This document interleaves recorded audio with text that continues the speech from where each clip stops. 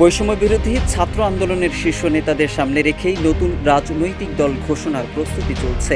দলটির নেতৃত্বে আলোচনায় আছেন উপদেষ্টা নাহিদ ইসলাম, এছাড়া আক্তার হোসেন, নাসির উদ্দিন পাটোয়ারি, হাসনাত আবদুল্লাহ, আরিফ সোহেল, নাগরিক কমিটির সামান্তা শারমিন সহ বেশ কয়েকজনের নামও আলোচনায় আছে। শীর্ষ নেতাদের অনেকেই আহ্বায়ক হিসাবে নাহিদ ইসলামের নাম বলছেন। নাম চূড়ান্ত হলে তিনি পদত্যাগ করে অন্তর্বর্তী সরকার থেকে বেরিয়ে আসতে পারেন বলে জানা গেছে।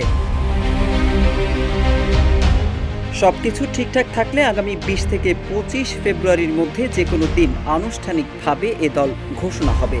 এর আগে দলের নাম চূড়ান্ত করা হবে। জাতীয় নাগরিক কমিটির একাধিক নেতার সঙ্গে কথা বলে এসব তথ্য জানিয়েছে দৈনিক যুগান্তর। নাগরিক কমিটির মুখপাত্র সামান্তা শারমিন বলেন, তরুণদের মধ্যে যারা সিনিয়র আন্দোলনের সময় সামনে থেকে নেতৃত্ব দিয়েছেন, যারা রাজনীতি সম্পর্কে ভালো বোঝেন, তাদের রাখা হবে দলের গুরুত্বপূর্ণ পদে।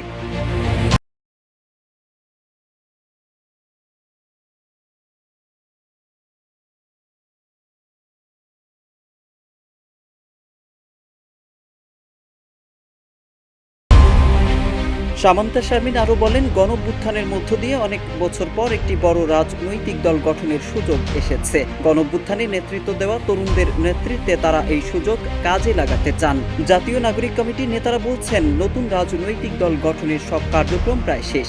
দেশের চলমান রাজনৈতিক ধারার বাইরে গিয়ে ভিন্ন কাঠামো ও 24-এর গণঅভ্যুত্থানের আদর্শের উপর ভিত্তি করে নতুন রাজনৈতিক দল সামনে আনতে চান তারা। নাগরিক কমিটির নেতারা জানান, নতজানু পররাষ্ট্রনীতি বর্জন ও পরিবারতান্ত্রিক রাজনীতি থেকে বেরিয়ে আসা তাদের অন্যতম লক্ষ্য। কেউ চাইলে দীর্ঘ সময়ে দলের শীর্ষ পদ দখলে রাখতে পারবেন না।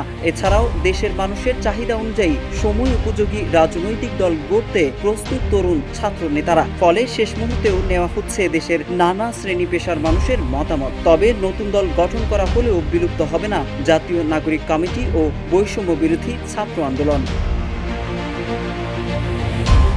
নেতারা বলেন, আগামী 20 থেকে 25 ফেব্রুয়ারির মধ্যে জাঁকজমকপূর্ণ অনুষ্ঠানের মাধ্যমে নতুন রাজনৈতিক দলের ঘোষণা দেওয়া হবে। এতে প্রথম পর্যায়ে আহ্বায়ক কমিটি গঠন করা হবে। বৈষম্য বিরোধী ছাত্র আন্দোলনের মুখপাত্র উমামা ফাতেমা বলেন, দল গঠনের কাজ চলমান। কবে এই দল ঘোষণা করা হবে এবং কারা দায়িত্বে থাকবেন তা এই মুহূর্তে বলা সম্ভব নয়। যোগ করেন উমামা। ছাত্রদের নতুন রাজনৈতিক দল সম্পর্কে এসব তথ্য তুলে ধরে একটি প্রতিবেদন প্রকাশ করেছে দৈনিক যুগান্তর।